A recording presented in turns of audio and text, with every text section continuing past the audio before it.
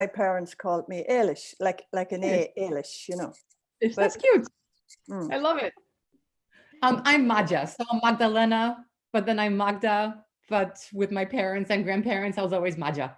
So we all have cute little things. That's nice. Anyway. I didn't know that. Yeah. What is Maja? Oh, cool. Maja, yeah.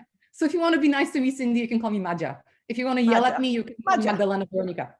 I like that name. I'm going to practice. Yes, I'll get that right. Cool. Maja.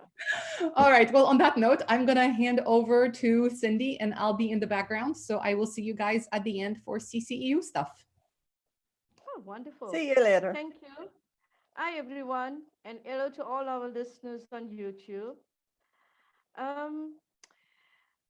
I trust everyone's doing well under their own lockdowns and staying indoors and taking care of themselves.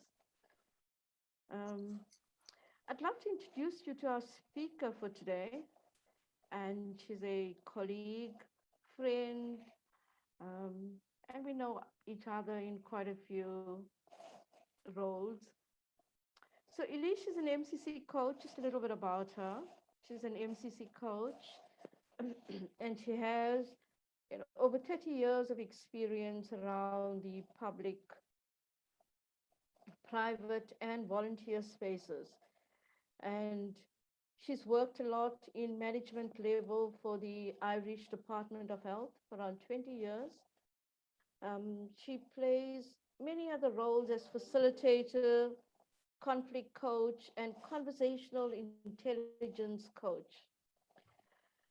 I met Eilish in, I think, 2016, during our time as president, she with the ICF Ireland chapter. Cindy, I'm so sorry to interrupt you, but I'm getting lots of comments. People can't hear you.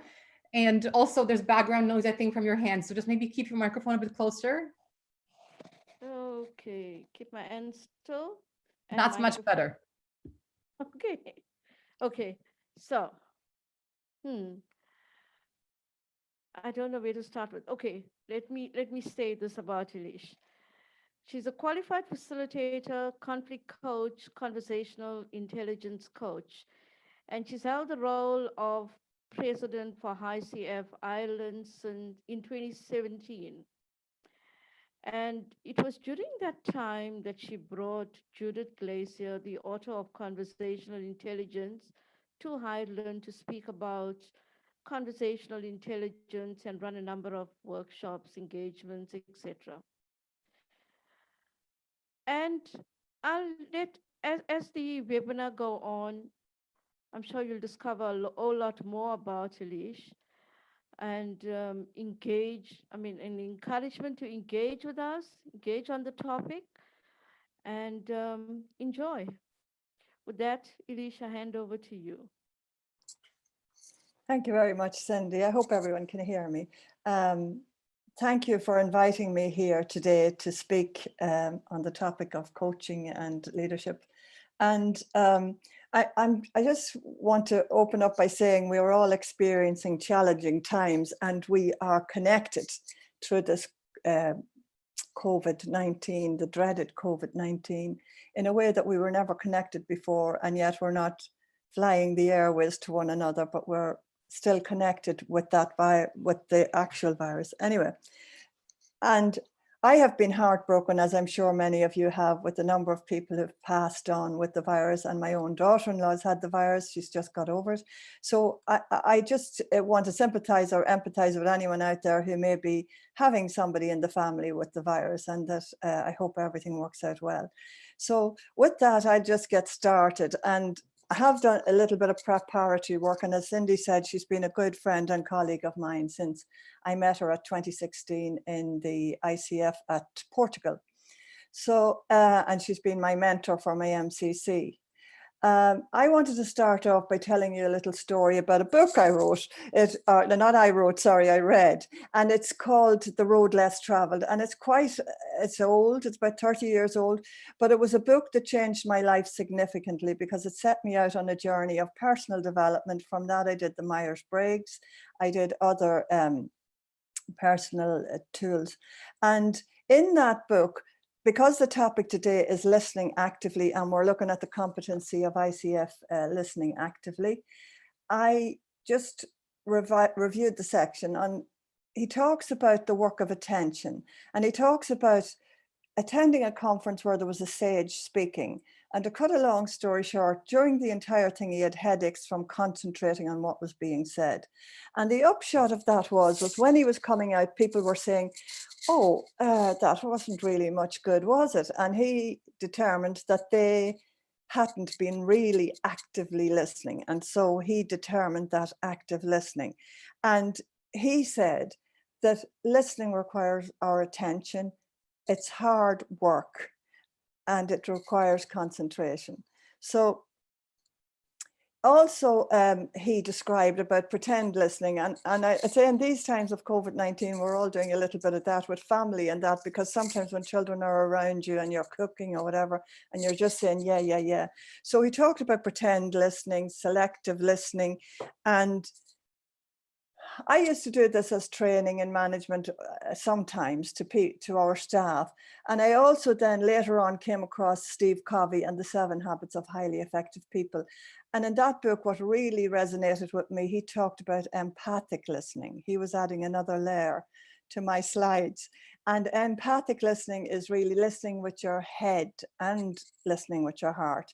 And like when I came to know Judith Glaser, and understand, and even maybe some of you have studied heart math and that, how the heart is really connected with the brain. So that was Steve Covey, the late Steve Covey. And so I was using that because I had studied management, and I was using it in my work and practicing with my colleagues, practicing, you know, with people that report to me. And then I became a hospital manager around 2001. And the skill that I used then that I want to impart to you was about questions. And you may have seen these yourself: what, when, where, how, and why. And these were the questions. But I used what and how as my questions all the time. And I want to tell you what I did. When staff would come into me, maybe very angry, upset, it could be like that a member of the public came in, or it could be that it was a manager. Would come into me and they'd be very angry or emotional or very stressed. What I found really worked, and I learned about it later what I was doing, but I didn't know that they were in the emotional state, the amygdala sometimes, and I was taking them out of that into the prefrontal cortex with my questions, what and how. So I would say invariably, and I can think of one example that I came in and said, what happened? And she explained the whole story to me, and I said, how do you want me to deal with that? And, you know, she said, well, I need to talk, I want to talk to you more about it. And I said, well, I really have to go to that person, find out from them, and then maybe we'll come together and both of us will sit down and we'll talk through it and get a resolution. So over and over, I used that as a technique in, it wasn't so much a technique, it was something I really believed in because I was empathizing. But what I do know that I've tried and tested that over the 5 years I was in that role, and it works every time. And what you're really doing is listening to the person, you're valuing them, but you're also helping them to move out of that emotional state. And what I noticed in the anger is that, and I do believe this myself, that people who are angry are often hurting inside. And that hurt is because maybe sometimes they haven't been listened to. And so it just worked. And I had, through that system of working, I had relatively low industrial relations problems at my hospital for the period I was there. And so I'm just pausing for a moment, if that's all right. So I was preparing for today, and I was wondering how would I prepare, and, you know, what examples would I give you? And I suppose one example that comes to mind is when I was dealing with somebody who reported to me very, very stressed. And she was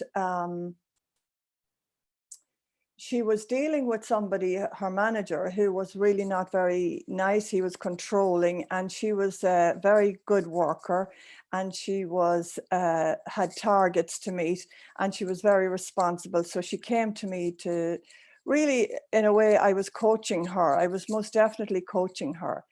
And I observed this in her. So I just said to her, could you just tell me, where are you feeling that right now? And she said, no, I'm not feeling it. I'm just thinking it, she said. You know, she pointed to her head. No, I'm thinking it.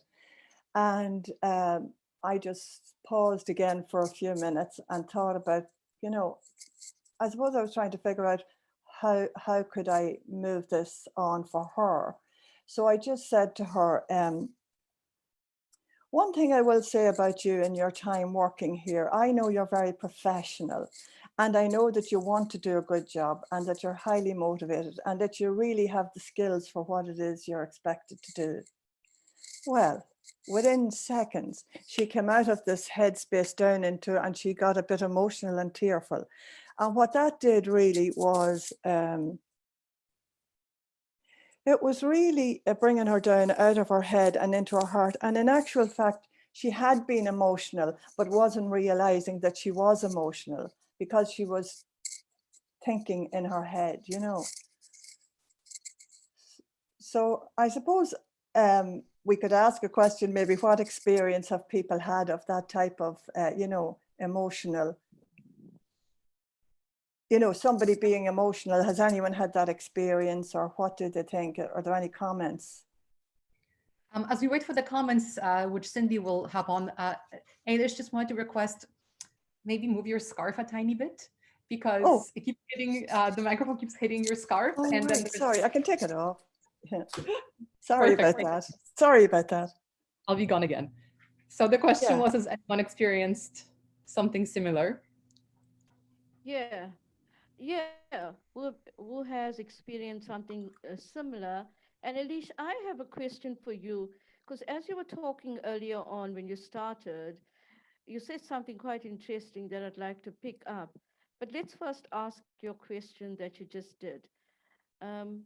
Who's experienced something similar with regards to having emotions that were sitting with them and didn't really notice it?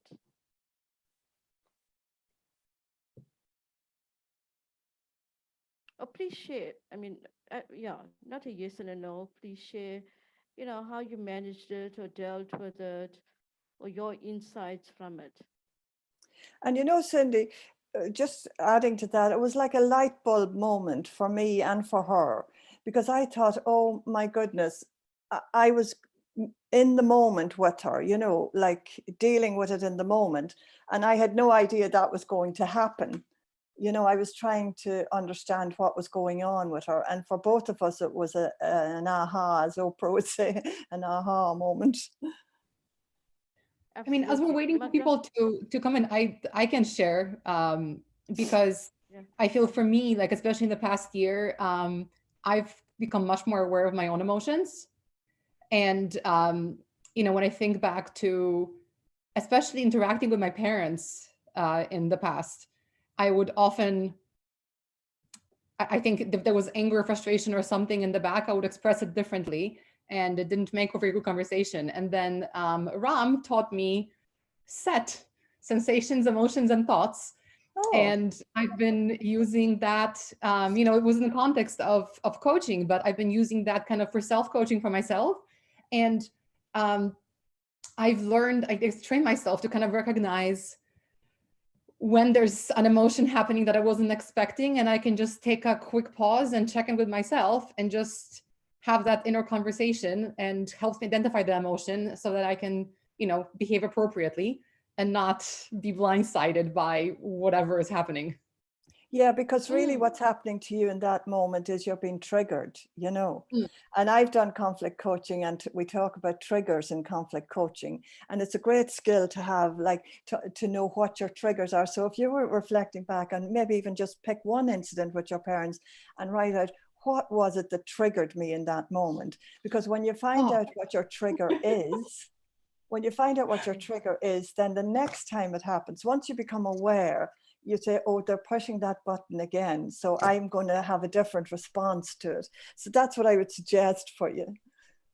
But there's a lot more to it than that, you know. But upskilling somebody in conflict management is dealing with a live situation and helping the person through that by looking at the mutuality, what was going on for you, what was going on for them, you know. And Magda, what I notice is, you know, for quite some time now, you're quite good with picking up what's happening inside of you and verbalizing that. And, you know, so the internal and the external, you're actually very good with listening around that, listening to yourself, listening to others around you. Thank you. It's honestly coach training. It's you and Ram and my universe right now. Thanks, Cindy. Yeah. Thank you for sharing that. So Eilish, when you were, so let me do a framing. You know, the topic today is around how we partnering and how we listening.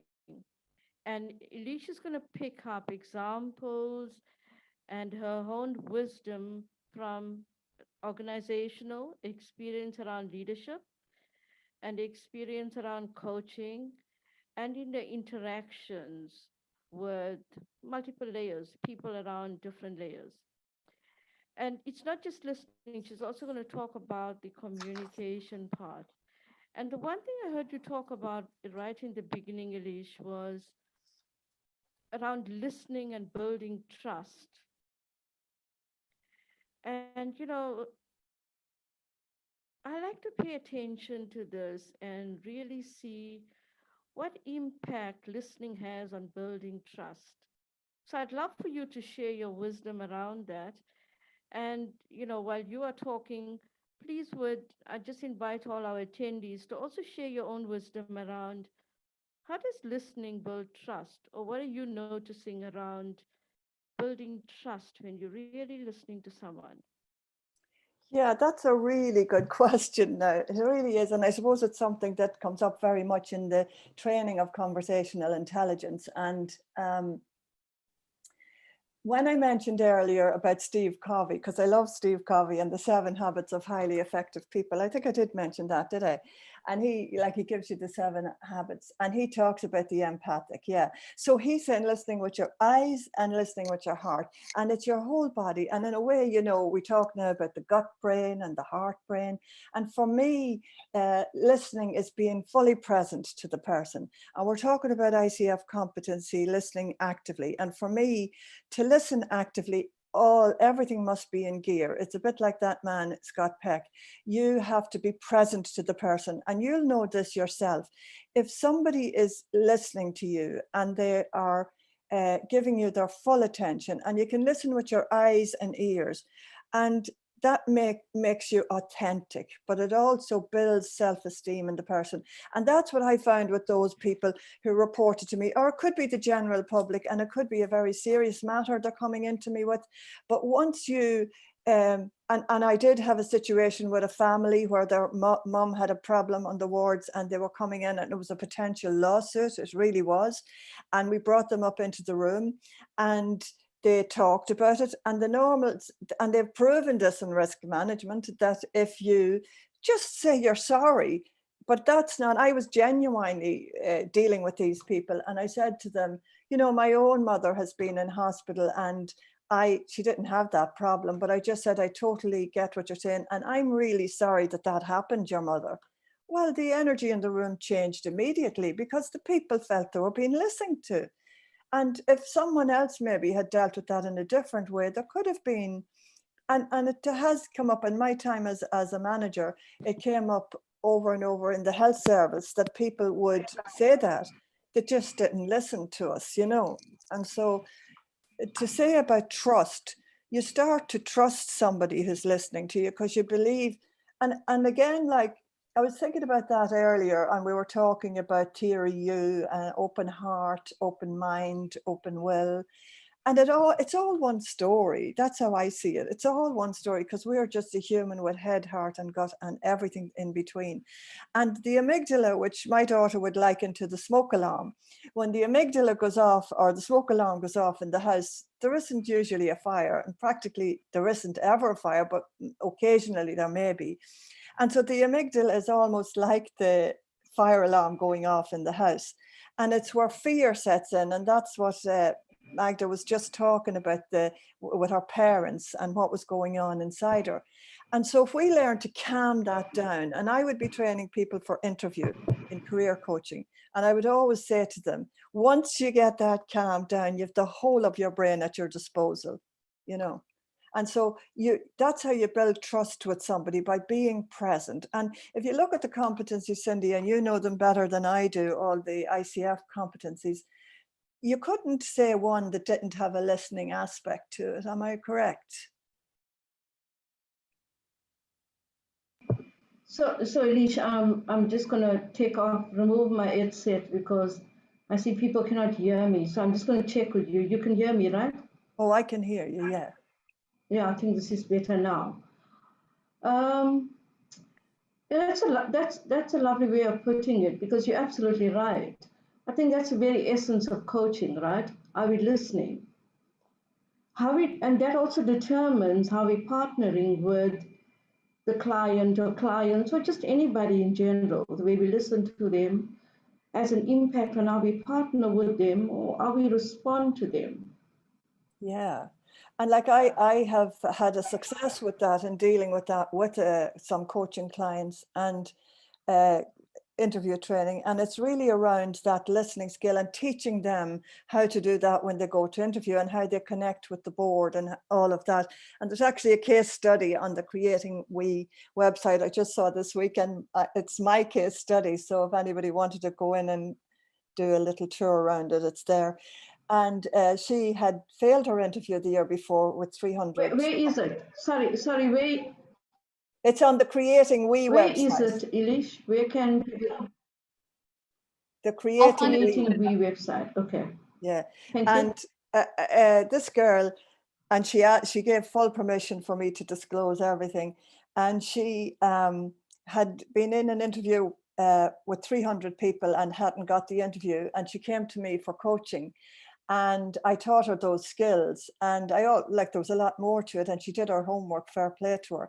But I told her about calming the amygdala, because when she'd had a previous experience, because of the way the brain works and the mirror image, you know, the pattern matching, I was telling her how to dispel that, and how that she would have the whole of her brain at her disposal if she could keep it calm.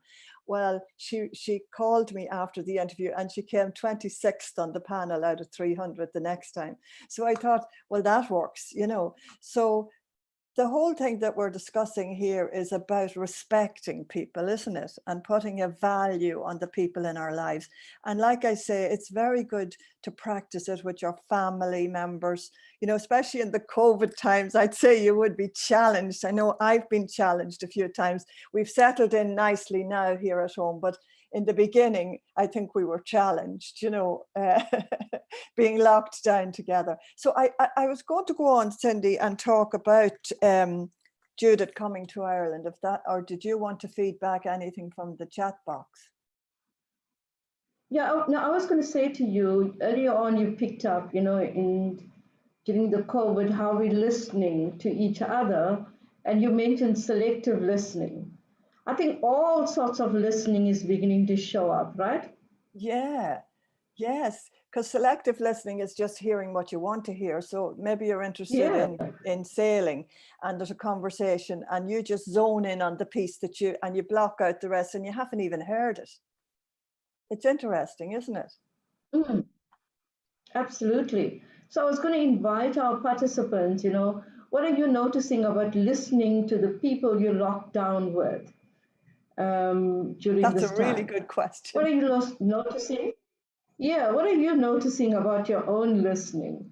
Because you're right. I mean, I find myself sometimes attentively listening or actively listening, and at times half listening, you know, very selective in what I'm listening to and listening for.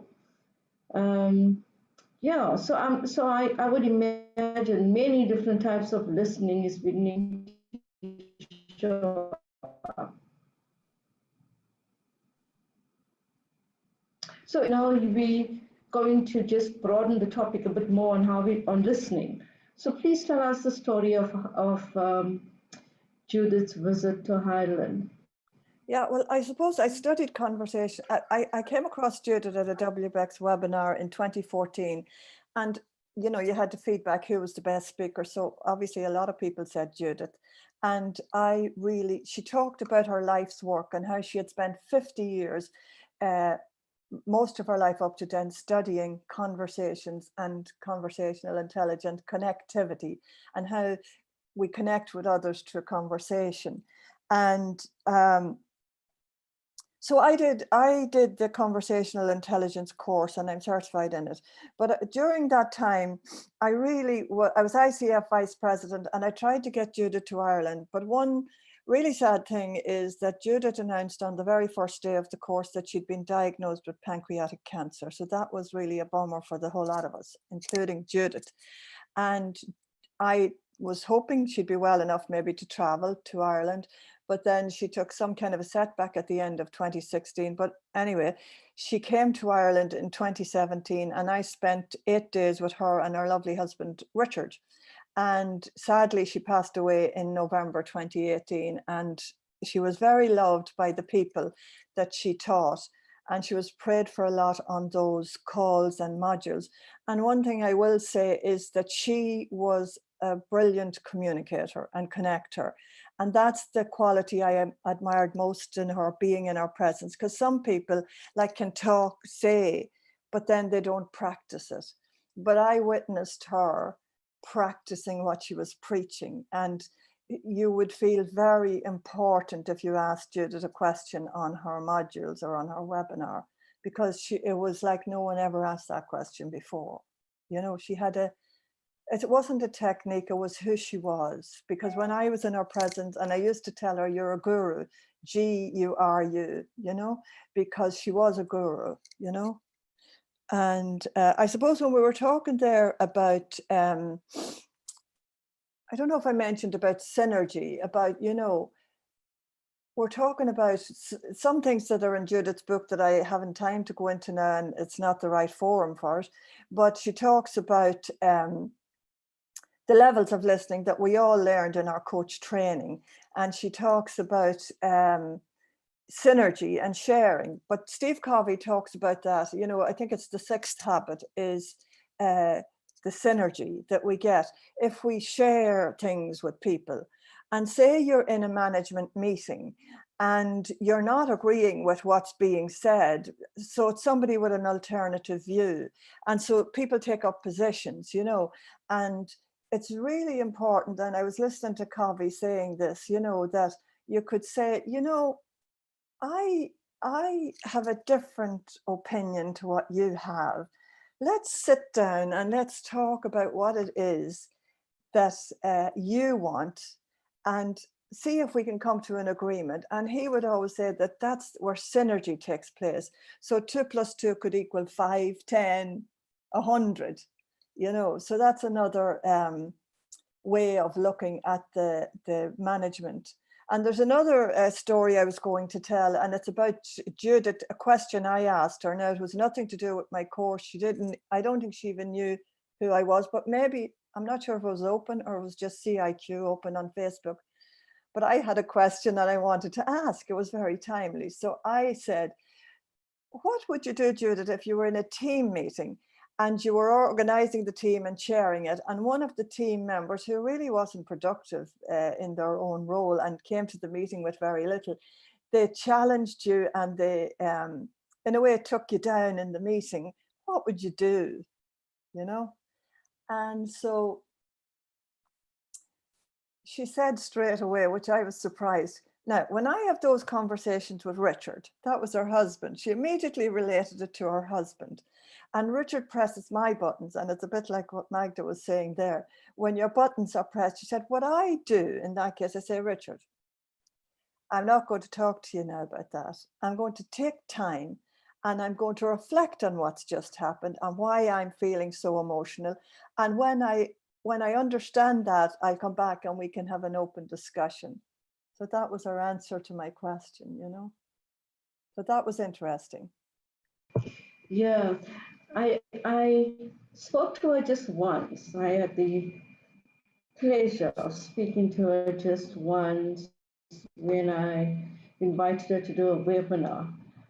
And she just didn't engage me in the webinar. She went on to talk about like an entire page email, you know, talking to me about South Africa and allow for it, and she had visited, and yeah, she went on to talk so much more. So you're right when you said, if you ask Judith a question, you become the most important person. It's as if she's hearing it for the very first time. Yeah, she was very unique in that way. Like, she was a guru. Like, you don't really come across many Judiths in your lifetime. And I have worked hard at it. And, you know, I would have worked hard at it for my MCC to become a good listener. And sometimes I got that wrong. And I would say to anyone who's going for any form of credentialing with ICF to stick with it, because you will get there. And even at this stage, I think, and you might agree, that, like you said, we don't always do the listening, particularly when we go home and we're locked in.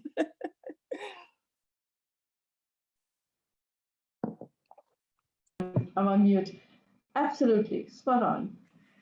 Eilish, you know, I've heard you talk a lot about Judith. I mean, not on this webinar, prior to this too, in many of our conversations, and you would speak about the impact she had on you. So in imparting skills, what were you taking away from your interactions with her? Yeah, well, I suppose it was like she made me feel I was important. You know, she made me feel that I mattered, and that what I said mattered to her and made a difference in her life.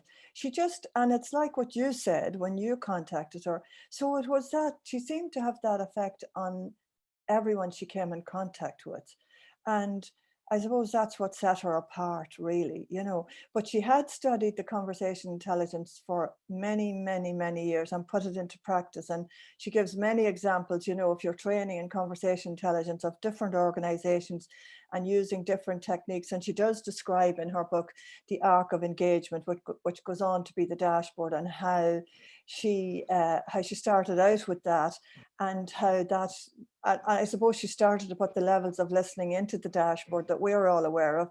And like that thing of, you know, when you're in a coaching session, or even when you're in a meeting, part of the meeting is about information. There's an agenda and it's about sharing information.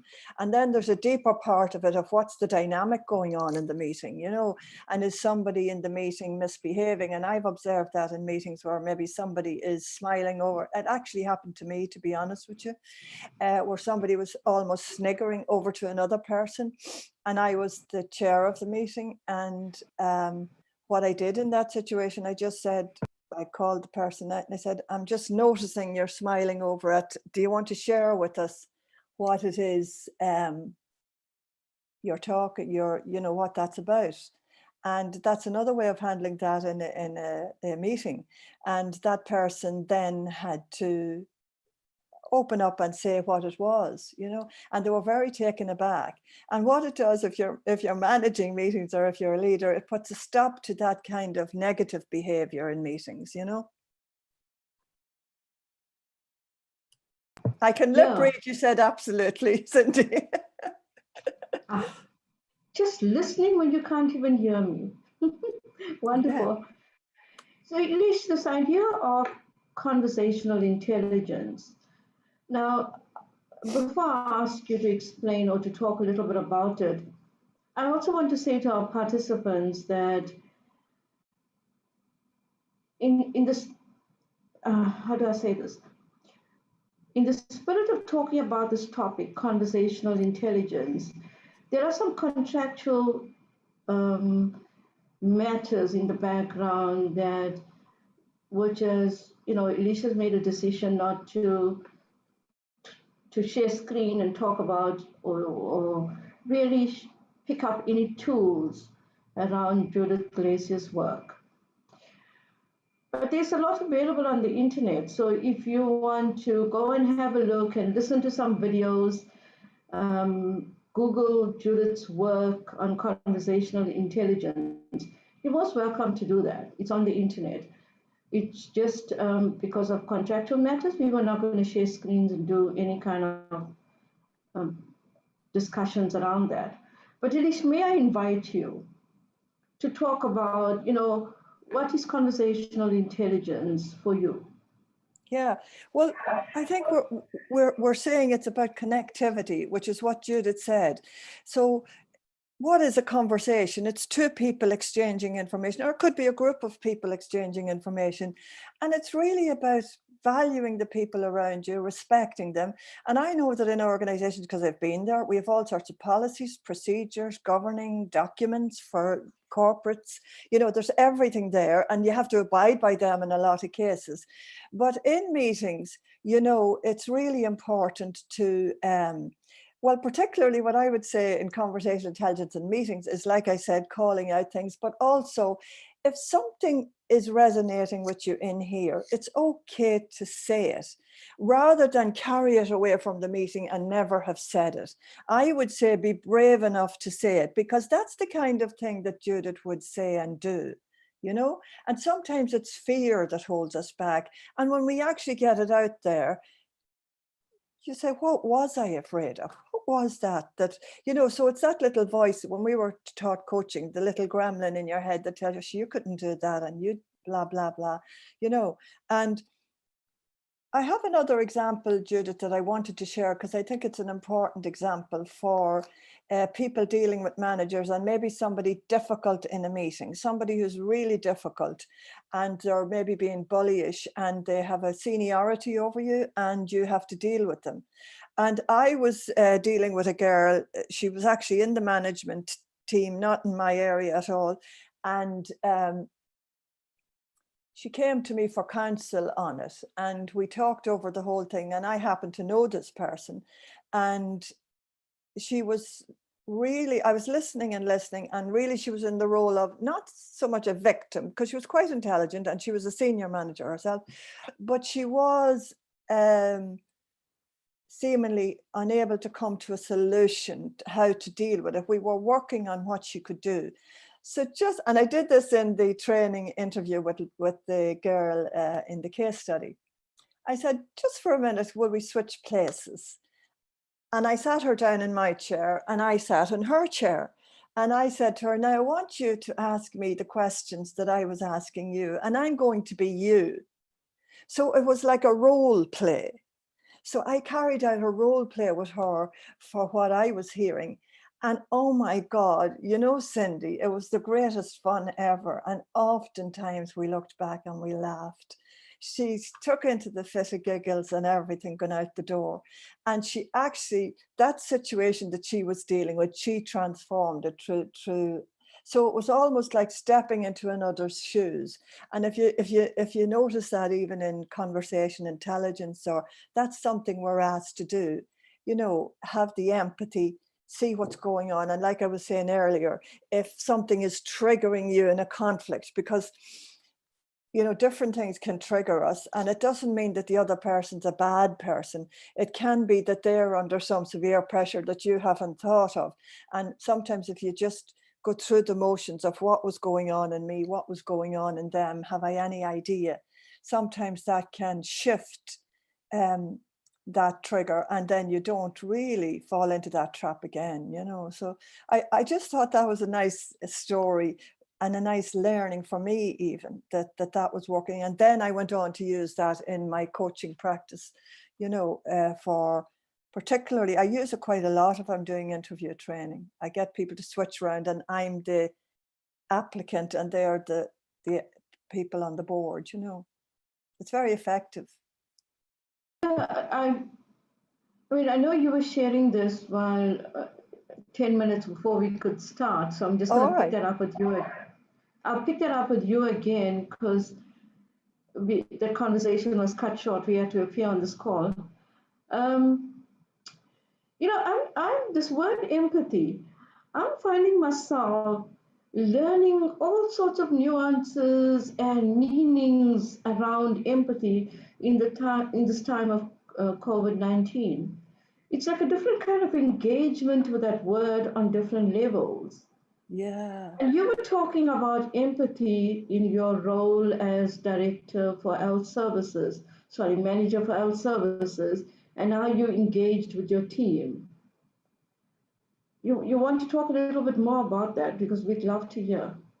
Yeah, well, empathy, you know that Brené Brown has it's a lovely little art thing on YouTube. I love it. I love listening to it. It's about 2 minutes and it's about empathy and sympathy. And she says, I think, now let me get this right, that empathy is I feel with you, but sympathy is I feel for you.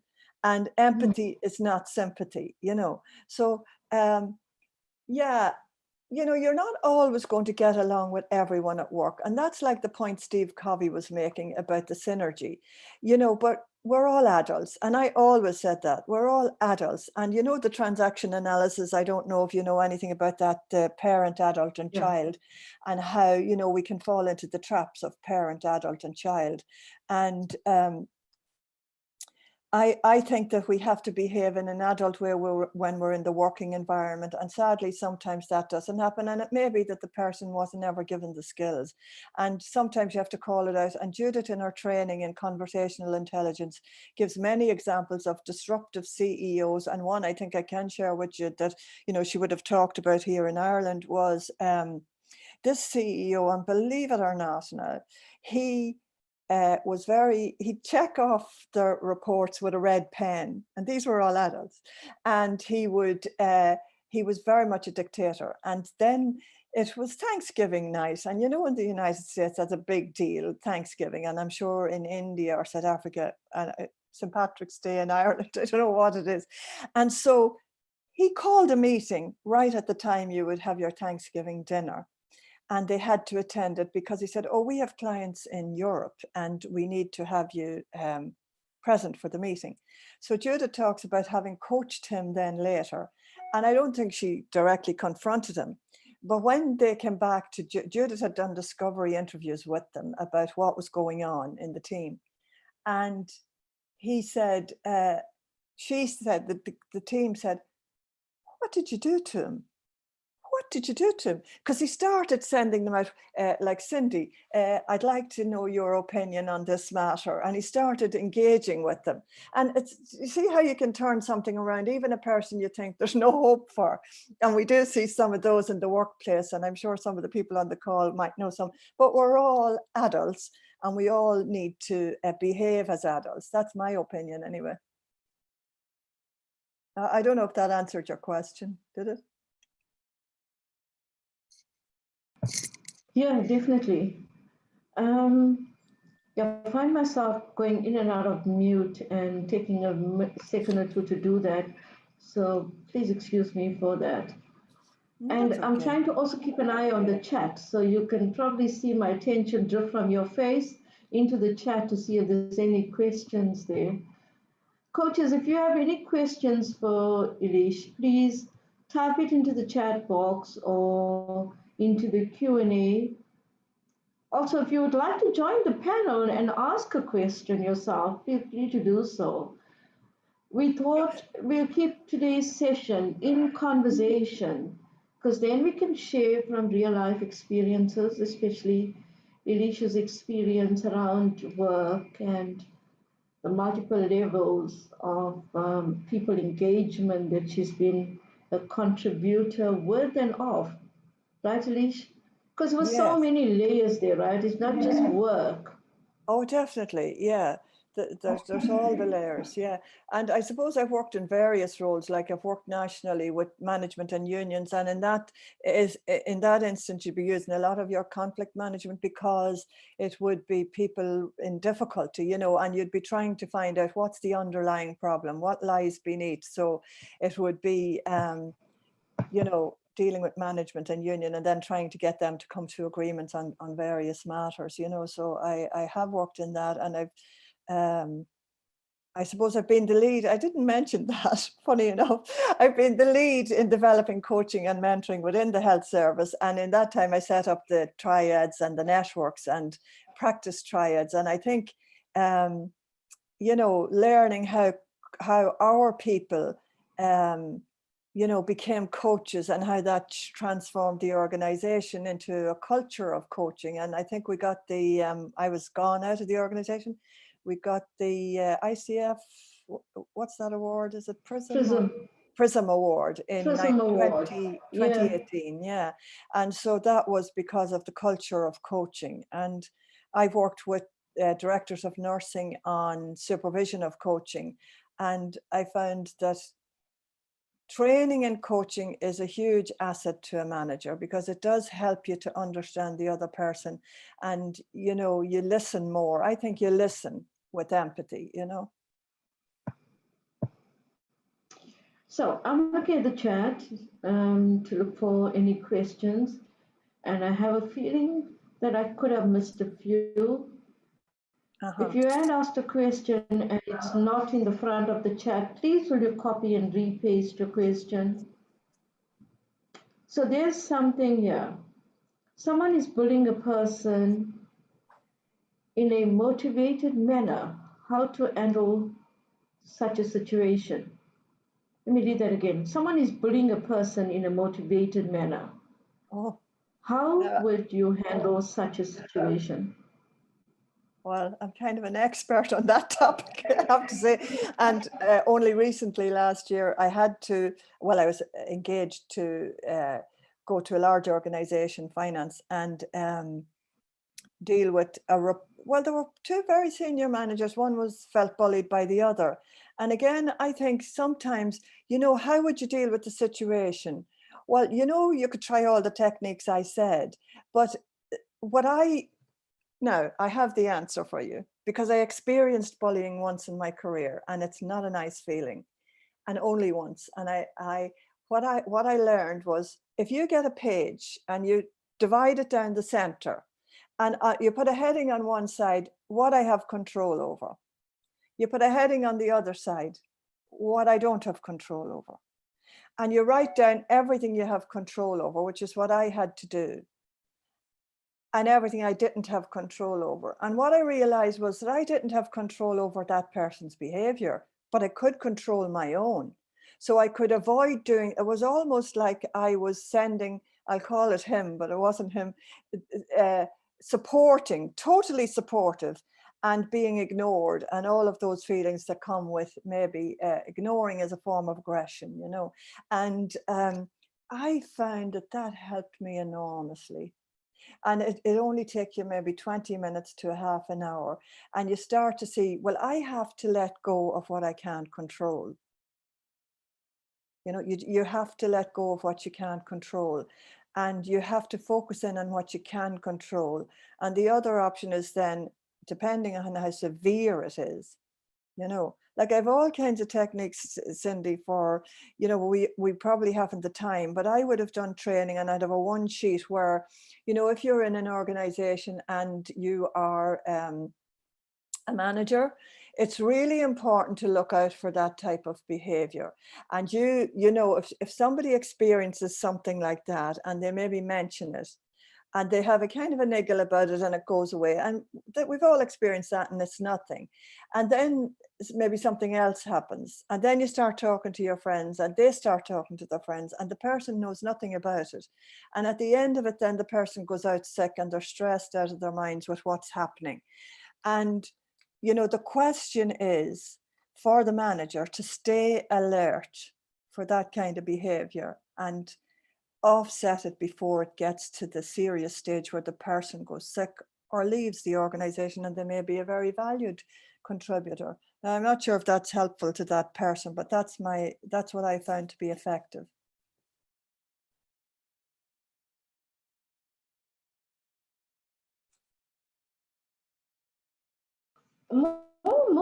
Maybe more a contribution than a question.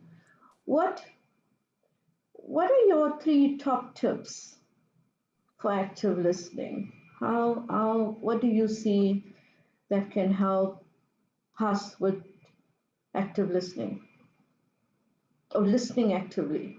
Yeah, and it's like, I suppose with that hospital example, ask questions. You know, And I find that, you know, if you have make statements, it doesn't register with the other person. But if you ask them a question, and again, that's another thing that I've tried and tested, they have to go into their own head to answer you. So that's one of the tips I would say. And then I'd say pay attention, like I said, to what's really going on. So stay alert, pay attention. And I suppose the third one is to that key one that Judith answered was to take time out and reflect on what's going on. And you might even need to get assistance with that, depending on how serious it is. You know, if you need help, go and ask help. Many organizations now have employee assistance programs. They have areas that you can go to, employee relations. And I would say, if it's serious, talk to somebody and get assistance with it, you know. That'd be the three. There's many more, I'm sure, you know, Cindy. Thanks for asking. Yeah. Yeah, I like that one on asking instead of telling, because there's still a lot of telling that's going around in corporates, right? Yes. It's changing, definitely changing. But there's a lot of, I think in your words, tell, yell, you know? It's a Yeah. lot of telling and And that's yelling at the going lower around. level of listening. That's really somebody protecting their own space, and not like we're talking in coaching about partnering with the client. And in the workplace, like as Steve Covey has said there, we need to be saying, I have a different opinion, but let's get together and talk about it. Because very often that diffuses everything. It really does, you know?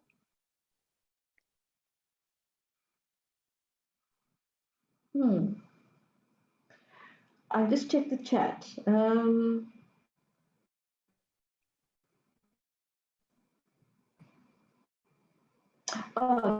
This one. What is the role of relationships in Judith's world? Eilish? What is the How would you role answer of... that? What's the role? It's from, I think I hope I pronounce this right, Chiara. Yes. What And is the what's role the of question? relationships in Judith's world? What is the role of relationships? Well, I suppose the relationships is key, because she would always say relationship before task. So get to know somebody, and she would always say that, you know, focus in on what is it we're about here, what are we trying to achieve. And it's interesting, that question that's been raised, because that's another thing I would have practiced also. I didn't know about that, you know, Judith's sentiment. It was in my time at the hospital before 2006. And I would have always done that. And maybe it's a natural thing in a lot of us to, you know, when you meet somebody, you have the small chat and all of that.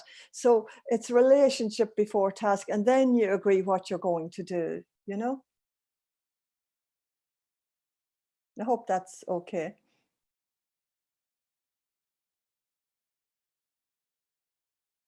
I'm on mute.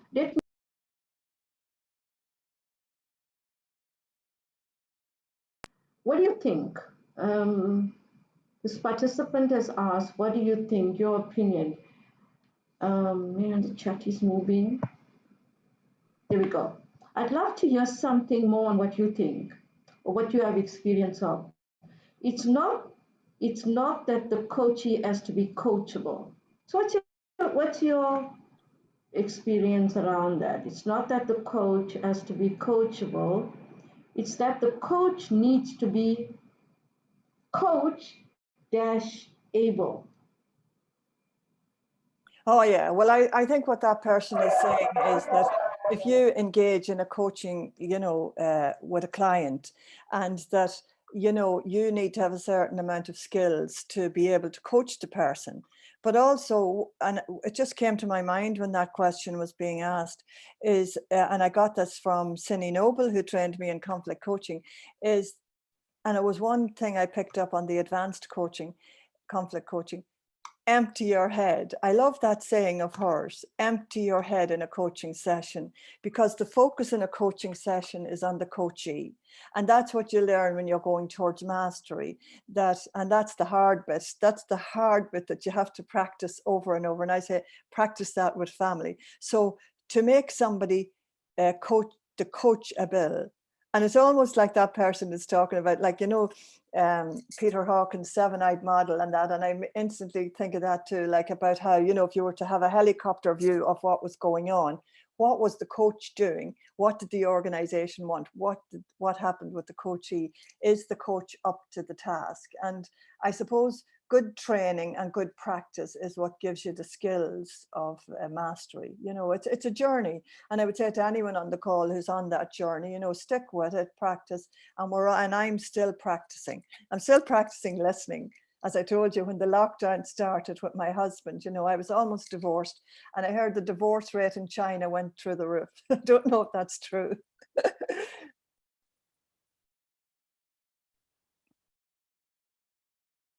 We've got a few minutes to go. I do want to invite Magda to close up if she has anything to do so. All right. But what I do want to say to you while our participants are on the call is, on behalf of all our participants here and on YouTube, we really thank you. It's been wonderful engaging with you for the past hour on the topic of listening, partnering, and beautiful examples. Thank you. Well, Magda? thank you, Cindy. It's been really good to be here. Thank you all. And thanks to Ram as well. Yeah, thank you so much, everyone. As usual, this was recorded. So if you missed something, a few of you are having some sound issues, please do pop by our YouTube channel later and you can review this video, and we'll also clean up the sound a bit and publish it as a podcast. So you will be able to catch up. But for anyone who wants to claim CCEUs for this, I'm just pasting the link both in chat on YouTube and in Zoom. That's the link to go and claim your CCEU, and the password, the keyword that you will enter is listening actively. How appropriate, seeing as that was the topic today. But yeah, thank you so much, Eilish. I love the nickname from Maja in Chicago. Maja, yeah, because I was saying Magda. Sorry, Maja. Oh no, it is Magda. It's just, if we're gonna have cute nicknames, that's mine. Yeah, because she's Polish. Yeah. You're Polish, right? I am Polish, you are yes. Polish, Magda. Yeah. And I've been to Warsaw. Yeah. And we were earlier talking about how listening. What are you noticing with this whole COVID thing happening? And it's for me, it's really funny because I've done quite a few webinars and things since this lockdown started. But for me, nothing really changed because I work from home. So, and I cook a lot. So for me, yeah, everything is the same pretty much. But it's been interesting to kind of witness maybe increased anxiety in other people, and maybe like an increased sense of community for good and bad. People asking, are you okay? Are you okay? I'm like, yeah, I'm okay. Like nothing's changed. It's fine. And yeah, just for me, it's been interesting to see how this craziness has, for good and mostly for good, I think, help people pay more attention to the world around them, to their families, to their neighbors. I've had conversations with neighbors that I've met their dogs many times, but I haven't met the neighbors. Yeah. No, I have. So, I think we're all learning to listen a bit more actively in this craziness. And I think that's a good thing. That's definitely true. I think so. And good for the earth too. So happy Earth Day, everybody. Yeah. Yeah, definitely. Thank you all. It's been lovely partnering with you for the past hour or so. And we'll see you next week. Next month. Next month, same time on the leadership webinars. We'll see you next week for a different series. So the first Wednesday of the month is our Business of Coaching series. And we actually so this time next week, we will have Sonal, who is based in Belgium. She's a career coach and LinkedIn expert, really cool lady. She also happens to be a learner with Coacharia. So she's pursuing her PCC. She's in the coach training program. But I really encourage you guys to come to that one. So even if you already have your coaching business going, this session it's from someone who literally helps people build their careers and increase their presence online. I highly encourage you to come to that session. So just go to coacharia.com/events and you will see all the upcoming goodies. And tomorrow, I will see you for the parenting with a coaching mindset. Lots of good things happening. Yeah. Wonderful. Thanks, everyone. Thank you. Thank you so much, Eilish. Thank you. Thank you. Bye. Bye, everyone. God bless.